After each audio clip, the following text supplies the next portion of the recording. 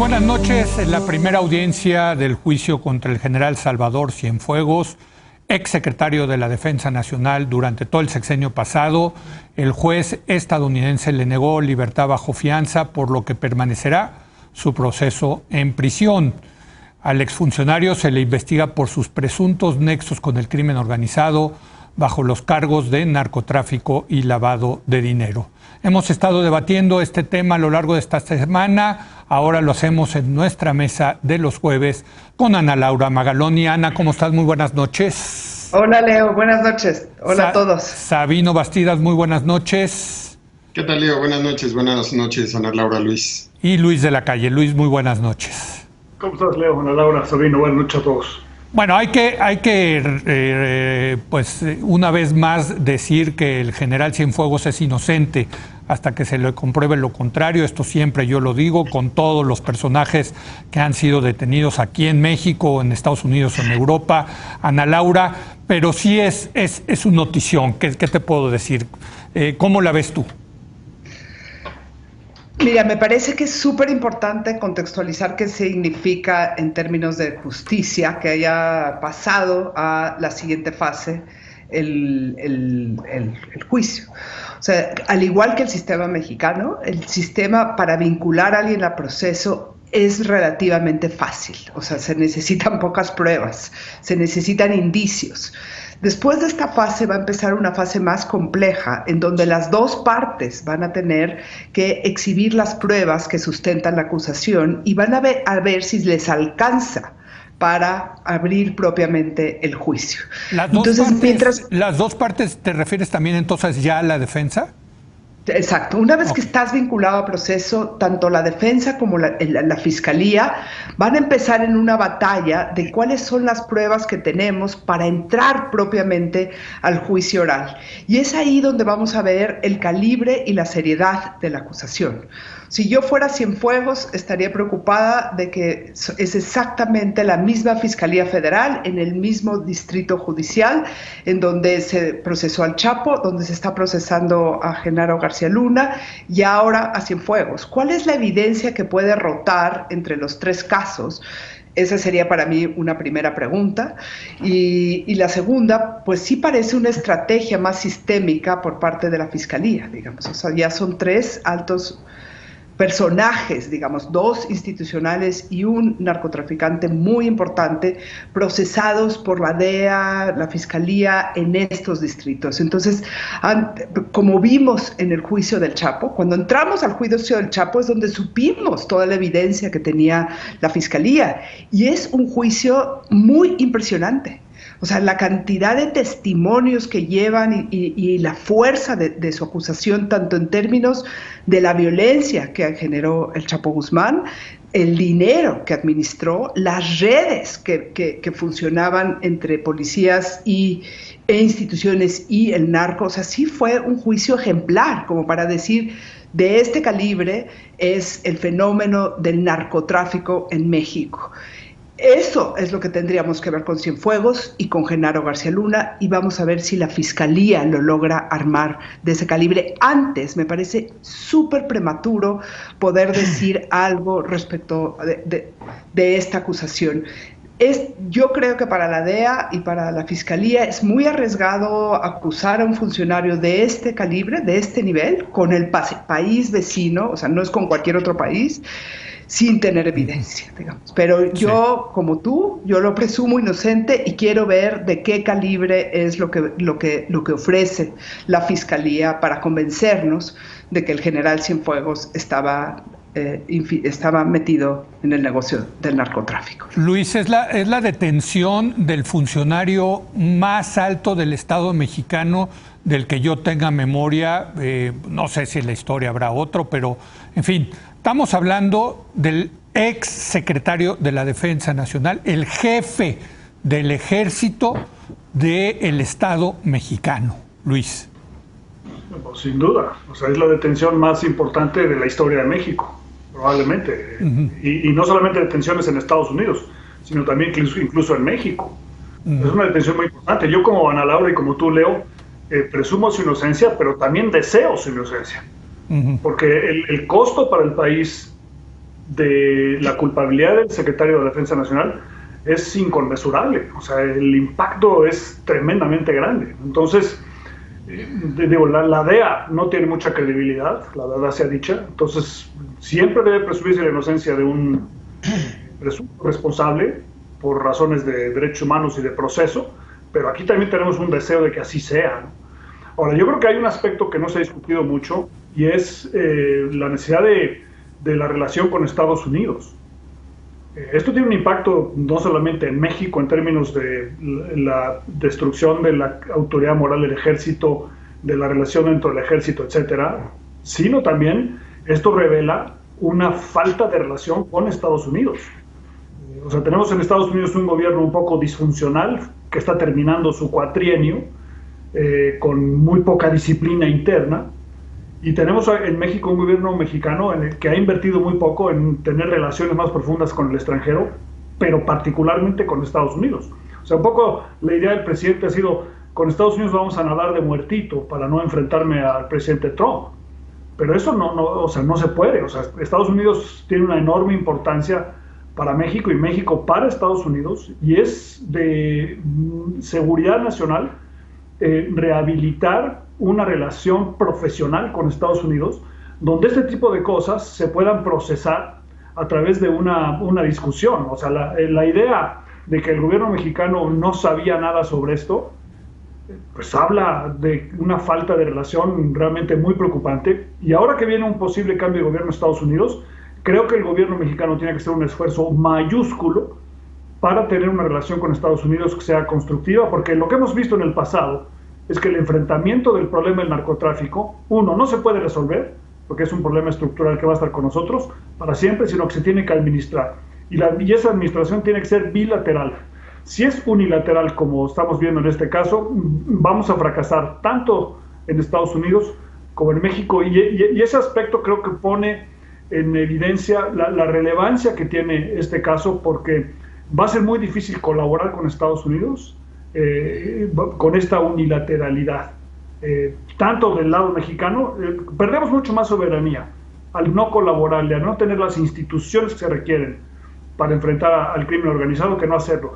El reto para México es el siguiente: enfrentamos crimen de primer mundo con instituciones de tercer mundo, y entonces la única opción es, tienes que mejorar tus instituciones, y en este gobierno se han dedicado los primeros 2 años a la destrucción institucional y a descansar solamente en una institución, que es el ejército, que ahora queda en entredicho con esto. Entonces es una necesidad tremenda. Digo, es que la manera como Estados Unidos ha manejado este asunto, Sabino, ha sido muy agresiva, como si México no fuera un amigo aliado. Digo, yo sé que eso de amigo no existe tampoco en las relaciones internacionales. Como Foster Dulles decía, Estados Unidos no tiene amigos, tiene intereses. Pero bueno, somos un país aliado, un país que tiene muchos intereses en común con Estados Unidos, y nos trataron mal. Decía ayer Javier Oliva que yo no sabía esta información, pero que al general Cienfuegos incluso les pusieron, cuando lo arrestaron, estas esposas que les ponen en las piernas, que son ya para criminales pues seriales, ¿no? O sea, que no era necesario, digamos, tal uso de la fuerza, Sabino. Mira, déjame empezar también por reiterar que en mi comentario también asumo la inocencia del general Salvador Cienfuegos Cepeda, que reconozco el derecho a la presunción de inocencia y a un juicio justo. Dicho lo anterior, yo creo que estamos ante una de las crisis de gobernabilidad y de seguridad nacional más graves de la historia de México. Yo también creo que hay que contextualizar lo que decías. Estamos hablando del general secretario, 6 años de la Defensa Nacional. Estamos hablando del vértice de la gobernabilidad. Estamos hablando de toda la agenda de riesgos de México. Desconozco cuál sea la agenda de riesgos que tenga México en este momento, pero incorpora todos los elementos de una agenda de riesgo de seguridad nacional vulnerada: la relación México-Estados Unidos, narcotráfico, corrupción, el ejército mexicano, gobernabilidad. Esta es una crisis y hay que asumirla como una crisis muy grave y muy delicada. No es un juicio más ni un proceso más. En el escenario de que tuviéramos eventualmente, en este caso, una responsabilidad por parte de este mexicano y de este general y de este funcionario, que tuviéramos evidencia, estaríamos en una de las crisis más graves de la historia de México. El ejército mexicano, que se reestructuró con el general Amaro hace casi 100 años, tiene un modelo, y desafortunadamente ese modelo no lo ajustamos con la transición a la democracia. Y lo complicamos aún más metiendo al ejército con temas de seguridad pública. A lo largo de 3 sexenios lo fuimos complicando aún más. Expusimos al ejército mexicano a esto, y en este momento tenemos a ese militar de alto grado, de alto rango, detenido por los Estados Unidos. Es gravísimo de lo que estamos hablando. Es grave por el lado de la detención, es grave por el lado de la posibilidad, es grave por la relación con el crimen organizado, es grave por el papel de las agencias en México, y creo que esto debe llevarnos necesariamente no a una reflexión respecto al procedimiento del general, sino respecto al ejército mexicano. Porque desgraciadamente, por ser políticamente correctos, y todos tenemos amigos militares, y todos hemos tenido amigos militares, pues no hemos discutido el ejército. La verdad de las cosas es que lo discutimos de ladito, siempre con la presunción de que el ejército mexicano no se corrompe, no tiene errores, no comete delitos, las instituciones no delinquen los individuos, pero hemos estado acumulando a lo largo de la historia reciente de México una serie de eventos, porque nosotros los expusimos a la calle, nosotros los sacamos, los civiles, sacamos a los militares a la calle por nuestra incapacidad de crear condiciones de seguridad pública, pero esos militares en la calle, sin controles, sin contrapesos, sin sistemas, sin metodología, sin capacitación suficiente, hechos para otra función, los expusimos, y hoy podemos correr todos los riesgos porque era cuestión de tiempo porque la gobernabilidad de México descansa en el presidente de la República y su popularidad y en el ejército mexicano. Hoy la gobernabilidad de este país no descansa en los gobernadores, no descansa en los alcaldes.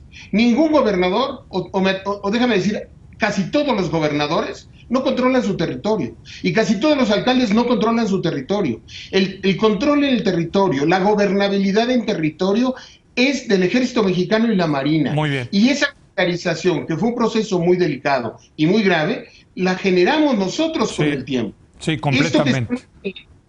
Al no tener un modelo para el ejército mexicano, al no haberlo hecho en la transición, ahora agravado por el tema de seguridad pública, nos obliga a pensar en una reforma integral del ejército.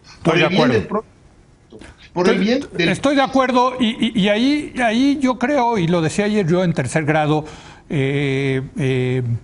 Ana Laura, que creo que dentro de todo esto puede ser una buena noticia en el sentido de que nos va a generar un debate que ya es inevitable de cuál debe de ser el papel del ejército mexicano en el sistema político de nuestro país. Ese debate me parece fundamental. Fundamental. O sea, ¿cuál es el régimen jurídico del ejército?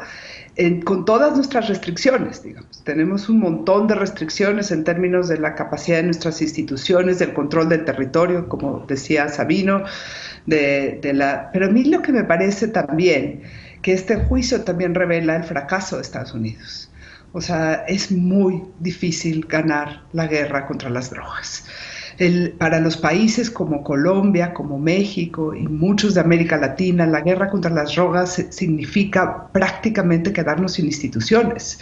Es un ácido que carcome la capacidad de dinero, de fuego, de violencia y de dinero, que no te permite construir una policía honesta, no te permite construir, se te filtra el ejército, se te infiltra en la marina, o sea, es fuertísimo. Entonces yo también, al mismo tiempo que veo estos juicios, digo, pues en el fondo, ¿quién puede contra este poder económico y este poder bélico del crimen organizado? Pues la legalización. El mercado de las drogas. O sea, pero pues la legalización, ¿no? Ana Laura, la verdad es, asumir que el Estado no puede prohibir las drogas, que las tiene que legalizar, regularlas y educar a la población para que no las consuma. Muchísimo mejor apuesta para la gobernabilidad del país, para ver si logramos construir policías sólidas, ejército, que seguir exponiéndonos de esta manera. O sea, es imposible, ha sido imposible para México construir las instituciones que requieren nuestra seguridad pública, nuestra gobernabilidad, con atrás el peso de la droga, y no estamos discutiendo ese elefante blanco en el salón. O sea, ¿qué más fracaso que Genaro García Luna y el general Cienfuegos estén acusados? Frente a eso, ¿qué orfandad? Es lo que yo pregunto. ¿Qué orfandad de instituciones? Qué difícil construir algo que no esté viciado, digamos, y que quienes no se vician realmente sean poquitos y con mucha dificultad para imponerse a ese poder bélico y ese poder económico. Yo creo que además de discutir el ejército, tendríamos que discutir nuestros problemas de seguridad, no los de la frontera, no los de Estados Unidos. O sea, que tendríamos que decir cómo controlamos nosotros adentro la gobernabilidad. Estados Unidos está preocupado por nuestra gobernabilidad, porque realmente, como dice Sabino, estamos ante una de las crisis de gobernabilidad más profundas que haya vivido, porque ya lo intentamos todo. Empezamos desde Calderón y seguimos ya 3 sexenios después con los mismos problemas y sin cero disminución de la violencia, cero capacidad de proteger a los ciudadanos, cero capacidad de resolver feminicidios, homicidios, secuestros, extorsión. O sea, ¿la guerra contra las drogas lo vale? ¿De verdad lo vale? O sea, creo que el argumento claro que no. En el extremo. Ya está en el extremo de discutamos las cosas como son, el ejército y su régimen jurídico, y si vale la pena seguir peleando esta guerra. Bueno, pero yo te contesto, claro que no. ¿Qué hemos ganado los mexicanos al estar peleando esta guerra que nos impuso Estados Unidos? Hemos ganado puras cosas malas, Luis, como que el general secretario, de ser cierta la acusación, se haya corrompido. Bueno, no queremos eso los mexicanos, Luis. Sin duda no. Lo que pasa es que si te metes a este tema, te vas a acabar corrompiendo. O sea, es inevitable. Si metes al ejército al control del tráfico de drogas, acabas corrompido. Si la DEA aplicara el mismo criterio para sus propios funcionarios, tendría que meterlos a todos a la cárcel, porque la DEA está relacionada con todos los carteles importantes de narcotráfico del mundo. Entonces, un poco hay cierta hipocresía, sin duda, por parte de Estados Unidos. Este es un problema que solamente se puede administrar, porque no se puede ganar la guerra contra el narcotráfico, porque va a haber tráfico de drogas en la medida en la que haya una demanda como la que hay en Estados Unidos. Esperar que los ciudadanos de Estados Unidos consuman menos drogas, pues lo hemos estado esperando muchas décadas y no funciona. Hay un problema estructural de consumo en ese país que no vamos a resolver. Entonces, lo que tenemos que hacer es trabajar con Estados Unidos para administrar este problema, que es de una enorme dificultad. Y el debate sobre el papel del ejército, obviamente hay que tenerlo, pero ya lo tuvimos. Al principio de este sexenio, el Congreso de la Unión votó porque la Guardia Nacional tuviera un mando civil. Y se puso un artículo transitorio en la Constitución que mandata el mando civil de la fuerza policíaca, que es la Guardia Nacional. Hay un caso en la Suprema Corte, promovido por la presidenta de la Cámara de Diputados, diciendo que la interpretación que tiene el Ejecutivo a través de un decreto de que que el Ejército y las Fuerzas Armadas están a cargo de la Guardia Nacional, es anticonstitucional. O sea, ese debate ya lo tuvimos y ganó, digamos, la civilidad, en el sentido de que el mando sea civil. Pero no es la realidad, Pero no es la realidad. No es la realidad. De hecho, lo más probable es que ese caso sea rechazado por la Suprema Corte. Ya platicamos el otro día de la Suprema Corte. Sí. Entonces, ese debate lo hemos estado teniendo en México. Sabemos el peligro que implica involucrar a las Fuerzas Armadas en esto. Cuando se dice que se ha tratado todo, pues es una verdad a medias. O sea, lo que sabemos es que se requiere, obviamente, policías estatales y municipales mejores, con mayores recursos y con un mandato más limitado, porque pensar que pueden ellas con los grupos de crimen organizado no es realista. Después se requiere una policía federal militarizada en el sentido de la disciplina del funcionamiento de esa policía federal. Se invirtió mucho en ella y lo hemos echado todo para atrás.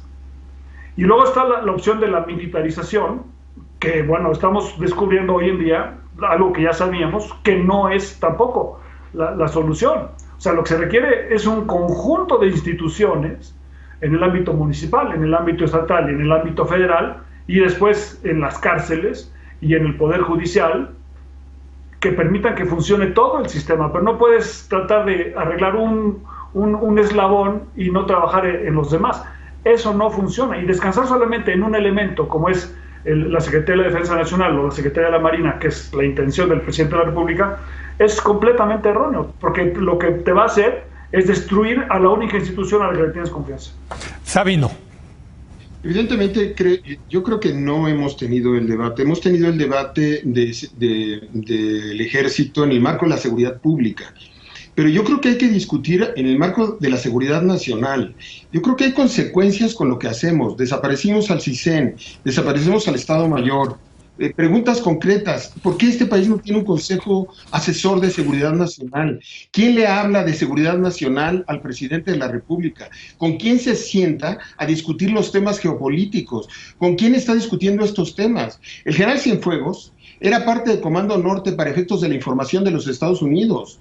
El ejército mexicano se mantuvo al margen de Comando Norte durante muchos años. Y el general Cienfuegos ya fue parte de Comando Norte. Tuvo acceso a información de un aliado. En términos de seguridad nacional de los Estados Unidos, no solamente estamos hablando de una acusación relacionada con un cártel de las drogas o unas llamadas telefónicas. Estamos hablando de una crisis de región en términos de seguridad nacional, y México necesita una nueva infraestructura institucional en términos de seguridad nacional. Sí necesitamos a Gobernación, eso no significa que convirtamos a Gobernación en lo que era. Sí necesitamos un centro de inteligencia, eso no significa reeditar la Dirección Federal de Seguridad. Necesitamos un consejo asesor en materia de seguridad nacional para el Ejecutivo Federal, como lo tienen todas las democracias desarrolladas del mundo. Necesitamos una visión en donde la política interior, si va a ser la política interior, la política exterior, vamos a gobernar la política interior y vamos a pensar en esas reformas estructurales. ¿Quién le habla al oído al presidente en materia de seguridad nacional? Pues los militares,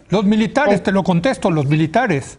No sé, porque aquí aparece Marcelo Ebrard, aquí aparece la embajadora en Washington, aquí aparecen muchos jugadores, o aparece la displicencia de un jefe de Estado que quizás no tomó en serio la seguridad nacional. ¿Dónde está la comunidad de inteligencia? ¿Dónde está escuchar a las personas que saben? ¿Dónde está la agenda de riesgo? ¿Dónde está el Senado de la República analizando en privado y en secreto la agenda de riesgo de México? ¿Dónde está toda esta discusión? Lo que es terrible al ver esto es la orfandad de que nos estemos metiendo solamente en la discusión del debido proceso de un militar en los Estados Unidos. Es gravísimo. Tenemos capturado a un general jefe de las Fuerzas Armadas en un estado extranjero, en una potencia extranjera. ¿Lo supimos? ¿No lo supimos? Esto implica una investigación inmediata. El Senado de la República tiene que abrirla. La propia Fiscalía General de la República, por los puros indicios que tenemos, debemos empezar a discutir toda la estructura de seguridad nacional y decirle a los expertos, olvídense de lo que sabían de la relación México-Estados Unidos. Tenemos que reaprenderlo todo. Después de un personaje como Donald Trump y de las agresiones que hemos tenido y del comportamiento de las agencias los últimos 10 años en México, hay que escuchar la voz de los expresidentes, qué fue lo que padecieron con las agencias. En México las agencias es todo un tema, ya lo reconoció el presidente López Obrador, pero es un tema desde hace muchos años. No, bueno, de todo. Es decir, creo que para ser serios en esto, en primer lugar, asumamos que esto es una crisis de gobernabilidad y de seguridad nacional. Tomémosla con la gravedad del caso de un país serio y de un país del primer mundo que aspiramos a ser. Y empecemos a construir el andamiaje institucional, porque esto no es país de un solo hombre, y desmantelar a esa comunidad que medio le entiende y aprovechar el talento de gente que sí le entiende a los temas de seguridad nacional, de política interior, de gobernabilidad, que nos urge en esto. A ver, ¿le avisaron al presidente? ¿Supo el presidente? No, pues no, claramente no. Vamos a ver, porque estamos ongoing, estamos en los primeros trazos. Yo no puedo emitir una conclusión. Yo me imagino que nos vamos a ir enterando dentro de 5 años de cómo estuvo la detención, de si fue responsable o no, si estuvo pactado o no, qué relación tiene, y vamos a ver a otros personajes.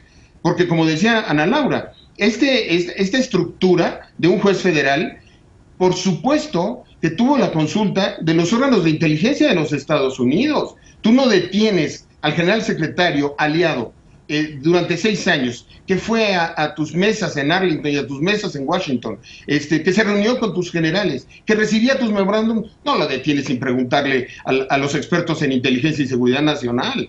Esta crisis es mayor. Muy bien. Y tenemos que tomarla con esa seriedad y dar el debate de una democracia sensata. No estamos partiendo de la presunción de culpabilidad, estamos partiendo de la necesidad de reaprender cómo debemos defendernos en una relación adulta con los Estados Unidos. Muy bien, déjame, perdón, pero ya se nos acaba el tiempo, Sabino. Una última ronda de conclusiones, 1 minuto cada uno, empezando contigo, Ana Laura. Ojalá esto detonara un debate, ojalá esto detonara el debate de qué estamos haciendo en materia de seguridad. Parece que traemos unas inercias en donde se repite y se repite y se repite, sí, y no estamos saliendo de ninguna crisis. El COVID y la crisis económica necesariamente va a impactar en la gobernabilidad y la seguridad del país, y siento a México en una orfandad increíble. A mí lo que me produjo ver el inicio del proceso de Cienfuegos y la detención de Cienfuegos fue la sensación de que en México los ciudadanos estamos huérfanos frente a la protección que requerimos del Estado en materia de seguridad y de justicia. Y que mientras que eso no se resuelva, más allá de que presumimos la inocencia y tal, tenemos un boquete adentro, digamos. O sea, no hemos tenido la capacidad de crear las instituciones que requiere el problema, y hemos puesto y expuesto a las instituciones que sí teníamos, que es la Marina y el Ejército, a este fenómeno que necesariamente les está impactando en su confiabilidad, les está impactando en su posibilidad de penetración, sin hacer juicios. Posiblemente sean menos impactables que las policías, no lo sé, pero lo cierto es que mientras que los mexicanos no armemos una ruta para construir esas instituciones, para volverlas a equilibrar, para volverle a dar a la seguridad pública el carácter de civil y vigilar que nuestras instituciones y las Fuerzas Armadas estén de backup último de los problemas de gobernabilidad, esto no va a caminar. Entonces, sí, ojalá esto detone un debate más profundo, más serio, menos polarizante, y que tiene muchos años de experiencia para saber en qué nos hemos equivocado, cuáles han sido los aciertos y cuáles han sido los graves errores. Sin eso no creo que podamos reconstruir nuestra gobernabilidad. Y sí, como Sabino, creo que estamos en un momento particularmente delicado. O sea, estamos muy huérfanos frente a la idea de que hay un Estado que nos protege, sí, que protege nuestra vida, que protege nuestro patrimonio. Y desgastarlo en el mercado de la droga me parece el peor de los absurdos para el sufrimiento que tiene la población en materia de seguridad. Luis, una última conclusión de 1 minuto, por favor. Sí, bueno, si nos sentimos desamparados los ciudadanos, imagínate cómo siente la tropa del ejército, ¿no? Desamparada en el sentido de que si no puede confiar en su jefe máximo, el general secretario, ¿en quién puedes confiar? Eso tiene implicaciones muy graves. Ahora, en el fondo, en el sistema que estamos viviendo hoy en día, el debate es bienvenido y hay que hacerlo, pero aquí lo importante es qué reacción va a tener el presidente de la República.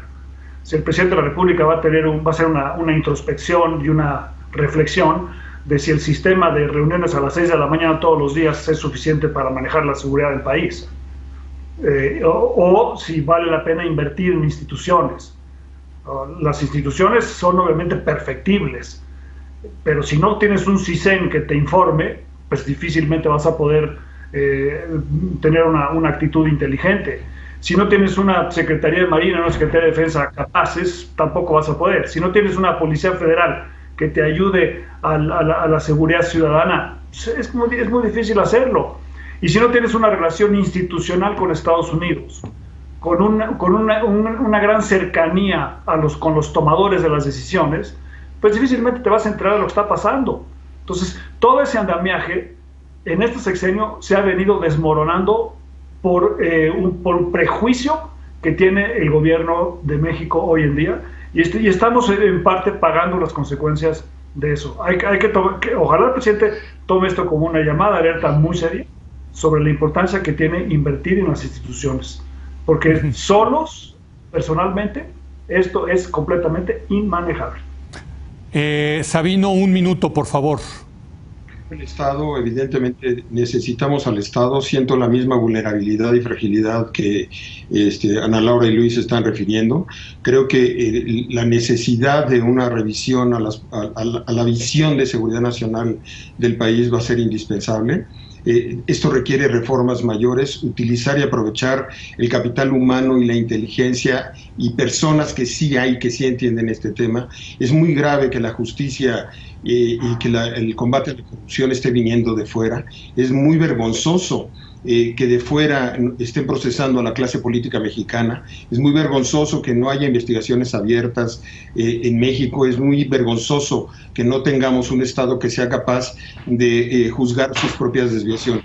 Necesitamos inmediatamente tomar decisiones ejecutivas para emprender esa reforma al sistema de seguridad nacional, para reformar al ejército, para crear ese Consejo de Seguridad Nacional urgente, para revisar y pensar si debe haber un civil al frente de las Fuerzas Armadas, para pensar el restablecimiento o la reestructuración del Estado Mayor en el Ejército Mexicano, el papel de la Marina y su relación con los Estados Unidos, la relación que vamos a tener con las agencias, la relación de cooperación que debemos de tener, el papel de la inteligencia y la seguridad nacional y el uso de la fuerza. Hay muchos elementos que son indispensables y hay que poner en marcha inmediatamente un proceso de vigilancia para mitigar los riesgos de que otras partes del ejército puedan estar involucradas en fenómenos de ese tipo, y para eso puede ayudar el SAT, puede ayudar la Auditoría Superior de la Federación, puede ayudar la Secretaría de Hacienda y Crédito Público. Sí tenemos con qué emprender medidas de mitigación, controles de confianza y, por supuesto, rescatar a nuestro ejército, que es una institución aplaudida en los desfiles y muy querida, y que se merece un lugar distinto del que está teniendo en la historia moderna y que tiene como perspectiva el futuro de México. Nos va en ello la seguridad nacional y la gobernabilidad del país. De ese tamaño es la que estamos viviendo. Señores, esto es una crisis. O lo entendemos o fracasamos todos.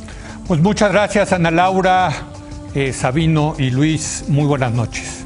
Buenas noches. Hasta luego, buenas noches. Hacemos una breve pausa. Viene Sergio Aguayo a platicar del libro Reconquistando la Laguna. Va a haber un caso muy interesante. Regresamos en un momento más.